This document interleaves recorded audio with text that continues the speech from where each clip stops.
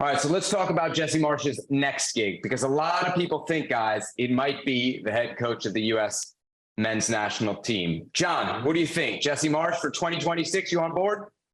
I mean, it seems like a natural fit at the moment, doesn't it, given the hiatus at the US men's national team on the coaching front and the sudden availability of Jesse Marsch, and the fact that privately and indeed publicly on occasions, he's done nothing to dampen the idea that one day he would love that job. Now, whether it's the right time, 4 years out, I'm not sure, but he might not get another chance. If it's offered to him, I think he has to think long and hard about this, not least because, yes, he's got the chance, if it was offered to him, to take charge of the US at a home World Cup. But at the same time, he would be turning his back on the European club scene, where he's had success in Austria. He had a short stint in Germany. He's had a year in the Premier League. Does he want to turn his back on the day-to-day? Does he want to turn his back on places where the sport is the nation's conversation day in, day out, to go to a place where you're always fighting for attention? These are questions that only he can answer. But yes, on the face of it, it would seem a pretty natural fit.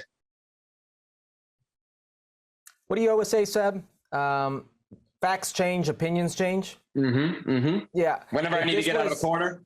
Yeah. Well, and sometimes you're very right about this.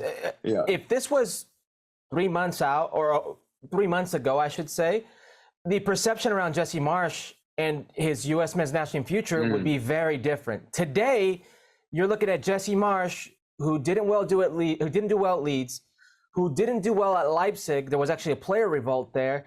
And did well with an Austrian team that was supposed to do well, a team that spent a lot of money compared to their Austrian counterparts.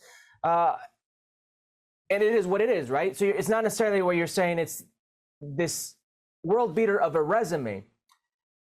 Today, with the way things have gone for Jesse Marsch, I don't know if he's the clear choice or maybe the best of the rest. And what I mean by the rest would be his American counterparts.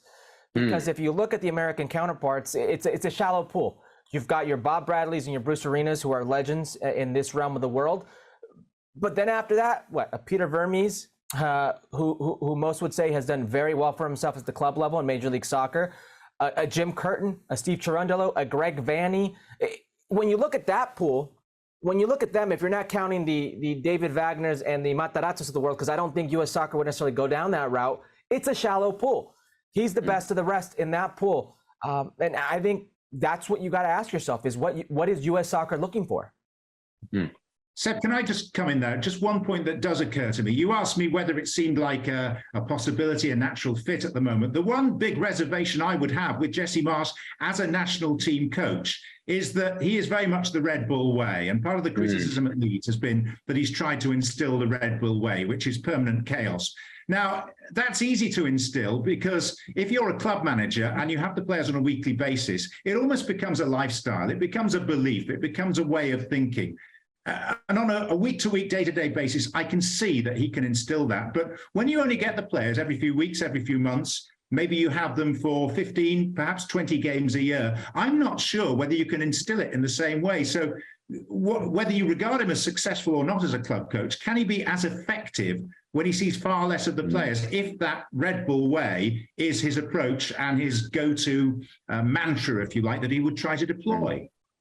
Yeah, you know who necessarily wouldn't be a great fit for that? Your two best players, Christian Pulisic and Giovanni Reina. That would be one of my biggest worries. Now, when you talk about systems, and I think this is what a lot of people are afraid of when it's a system coach, is that there's no plan B. I don't necessarily know if there's no plan B with Jesse Marsch at the national team level. He seemed very strict on the way he wanted to play at the club level. But certainly when you play that type of role, it's because you don't have the team or you don't have the identity of saying we're going to take 20, 30 touches and then get into their side of the field. You want to win it as high up the field as possible to get more opportunities. But if you get beat, that's a lot of ground to cover. And that's what Jesse Marsch and this Leeds team found himself and have found themselves in his systems over the years in trouble. It's the system guy argument, right? We heard it a lot around Greg Berhalter. The system, and sometimes systems with national teams don't always work. John, I want to get your thoughts on nationality, because Herc kind of mentioned it there, and you're going to have a different perspective than the two of us. Certainly, we see it a lot in the Mexican press. Whenever they're talking about who's going to be the next manager of Mexico, well, is it going to be a Mexican or not? With the U.S. now, will it be an American candidate or not? I wonder from your perspective what you see over in England, and then, you know, how important is it? Do you think the next coach of the U.S. men's national team should be American? I think with a home World Cup coming up in 3.5 years' time, the next coach of the US men's national team has to be the best person available rather than the best American available, because I think it's such a critical appointment.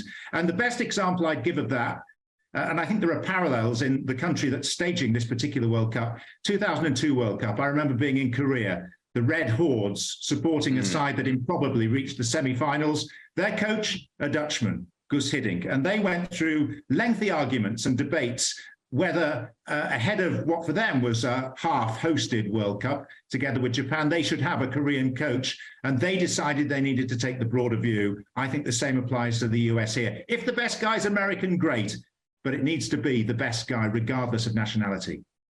That's the thing. Who is this best person? If we look at how, I guess, realistic some of these hires are, Zinedine Zidane, probably not going to happen. Jurgen Klopp, probably not going to happen. Pep Guardiola, probably not going to happen. Most likely will not happen. These reaches that you may have, Jose Mourinho, maybe how realistic you could be left in a situation where it's, who are your viable candidates here, John? And I think that's the problem. We all love to throw out names, but they have to want to be here as well. And I think that's where the U.S. men's national is going to be in trouble. I agree. I mean, I think Mourinho, just from my knowledge of him, would be disastrous in that role. I know there's been a lot of coverage, a lot of speculation. I think he would be just the wrong person in the wrong job and would bring the wrong attitude to it at the wrong stage of his career, which is not to have a huge downer on him. I think he was brilliant. I think time has passed him by, and I'm not sure he would be the man that the US would need for a home World Cup. Maybe he ends up with the job at the end. What I am saying, though, is that the process of making that appointment has to reach out to everyone that might be a possibility and not just narrow the field at the very first hurdle to the Americans. I think you have to be a little bit broader in your perspective than that. All right, there he is, Jon Champion, our colleague here at ESPN. Great to have you with us on Futbol Americas, as always. Thanks for the time, John. No, great to be with you. Thank you.